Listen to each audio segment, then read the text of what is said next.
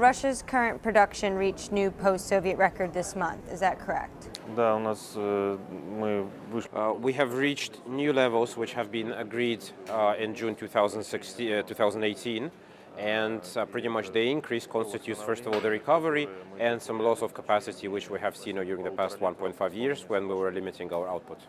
So de facto, this means you've rolled back all your cuts and added more production. Are your partners okay with this? Мы посмотрим, как будет сейчас в целом ситуация. First of all, let's see how September ends, because the month is still not over and we can only judge after the month is completed. If we're looking at August numbers, we have recovered about 247,000 barrels out of 300,000 we've cut, and that means that we were still within the October cut level. And if we take the 3-month average since the June decision, we have always been within the October levels. Но еще раз хочу повторить, это соответствует всем. But I would like to once again underscore the fact that this is within all the agreements that were made during June 2018. And I would like to remind that in June we decided that we should increase output by about 1 million barrels altogether as a group, and so far we've only managed just north of 500,000 barrels. Поэтому сегодня рекомендации GMMC были. That's why JMMC today once again recommended achieving 100% conformity, which has been agreed in June. How much extra oil production can you put into the market by, say, December, the end of the year? Я думаю, что несколько сот. In terms of the short-term potential, I think it's a couple of 100,000 barrels. And when we talk about longer-term prospects, a lot would depend on overall policy of the country and on the stimuli which we would be ready to give to brownfields, which are currently being discussed in the government, but no decisions have been made yet. This would determine the upside potential.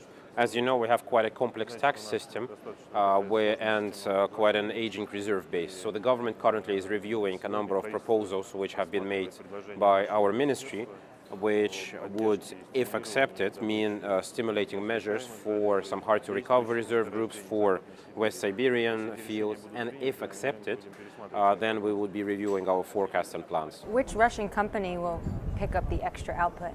Ну, вы знаете, у нас All companies which have participated in the voluntary cuts have significant output growth potential.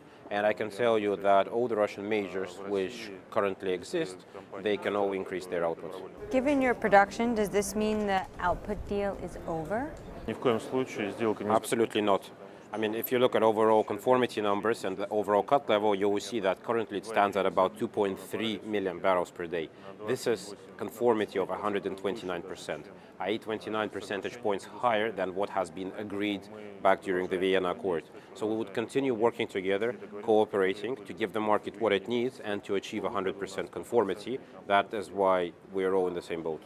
But for Russia's part in the deal? Россия лишь одна из. Well, don't forget that Russia is just one of the partners which are participating in this deal. Our potential can be used in order to give the market what it needs in order to satisfy the additional demand which exists. We will play our part in giving our contribution, whether it's when addressing issues of deficit in the market or addressing issues of surplus, i.e. both increasing production and cutting. Did you discuss the fourth quarter supply and demand issues, specifically how you and your partners will make up for the loss of Iranian exports? Конечно, безусловно, мы. Of course, we have looked into various scenarios and we have analyzed various possible outcomes and supply and demand scenarios in the fourth quarter. And I can say that there is still a lot of uncertainty, including on the topic of Iran's output. And because we currently don't know many variables how they will materialize. Today at the meeting, our Iranian colleagues have stated that they plan to preserve their production roughly around current levels because, well, first of all, I mean, they have significantly increased their domestic refining, and this would contribute to it. And we still don't know many factors which would be affecting it, including the behavior of the key consumers, whether they will comply with sanctions or not. That is why we would continue to analyze. And in order to continue our hands-on approach, we plan to hold the next JMMC on the sidelines of the ADIPEC conference in Abu Dhabi on the 11th of November, specifically to be able to address various issues which could come up during that period. South Korea's already stopped buying. The U.S. says they're going to give zero waivers. Zanganeh told me himself he doesn't expect a single waiver. So who has the capacity to fill the gap, and how much will they pump? Вы знаете, я не готов. I don't think I can speak for other countries currently. They make their own decisions, and these decisions will be made by the leaderships of the countries, by companies which work there, and we will only know them once they are made. That is why we need to continue monitoring, we need to continue analyzing, and we need to basically control the situation and give the market whatever oil it needs in order to keep it in the stable shape which we have through joint effort achieved at this moment in time. Did anyone agree to a specific hike? Today, you mean? Today, yeah, at the gym.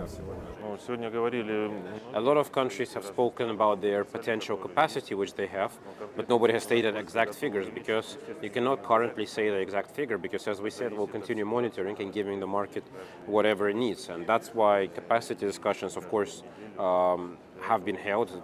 Emirates have said their numbers, Saudi Arabia has said it. I just told you Russia's capacity, but not the exact numbers because they would depend on what the market calls for. But the group is over complying by 29%. There just seems that there is more urgency when you need to clear the glut than there is now to get to 100% compliance. So when is everyone going to get urgent about adding more oil to the market? ну, сегодня, Today I can say that there is no deficit. The market is in a stable form. I mean, you can see that inventories are going both up and down by small amounts. Maybe there's a small deficit, but overall it's in stable shape. But is the price of Brent too high? просто There are a few factors to consider and assess before making decisions to quickly add or quickly remove barrels. So on one hand, we can see deficit forming up on the market if Venezuela's decline continues, if sanctions against Iran do have a significant impact on output. But on the other hand, don't forget about seasonality and don't forget about seasonal drops in demand, which we see every fall and every winter of the year. That's why a lot of factors, a combination of such, needs to be considered before decisions are made.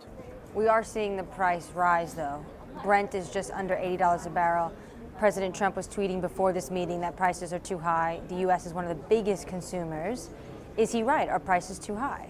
ну, вы знаете, The price should be acceptable and logical to both consumers and producers. I mean, not just to one of the two parties. If the price is too high, then consumers would start dropping oil as a source of their energy, and that would be negative. That would have a negative impact on producers. The price today includes a lot of geopolitical factors. It includes a lot of uncertainty, including related to Iran, because the market just does not know what to expect, and the United States is partially responsible for this lack of clarity and lack of visibility in the market. Did you get any visibility on Iran when Rick Perry visited you? Well, I can say that we have established a good working relationship with my colleague, Secretary Rick Perry, and we have decided to meet on a regular basis. I mean, I think we'll actually next be meeting in Davos, in Switzerland next year, and we have discussed a lot of topics important to both sides. But at the same time, we have not specifically discussed the topic of Iran or Iranian sanctions. Did you talk about the price of oil being too high since his boss constantly tweets about it? нет, мы цену тоже нет. No, we have not discussed the price. We have discussed mainly the need for boosting our cooperation in the future, possibly, to discuss and consult on the market shape because both Russia and the United States are energy superpowers, and we need to be aware of the views of each other in regard to the market. Просто министр энергетики не являются теми, кто определяет цены на рынке. And I would like to remind that ministers are not the parties which determine the oil price. The market determines the price and a lot of factors affect it. That is why, once again, it's not a question to us, what the price should be. We do not set at the level. Задает эту планку. As you said, the U.S. is a oil superpower. You're not part of OPEC, but you're going to be part of this OPEC Plus. Do you think the U.S. should be part of OPEC Plus since they are one of the top 3 producers? Khaled Al-Faleh said today they are the biggest producer. Ну, у каждого своя политика в этой части. Each country determines and follows its own policies in regards to cooperation with others and how to tackle the market. And the same applies to basically being part of some groups or associations in the energy sector. The United States currently is a net importer of oil, so it's not an exporter, net exporter, while most of the countries which are part of the OPEC Plus group, they actually export oil, they're net exporters. But of course, the doors are open to any consuming nation because I think a healthy dialogue is always good for the market. On the cooperation front, there's this draft for the long-term cooperation of OPEC and friends. What are the details in it? Is there going to be a headquarters? what's the kind of framework it'll go by? На самом деле еще не решено, будет ли какая-то отдельная группа людей.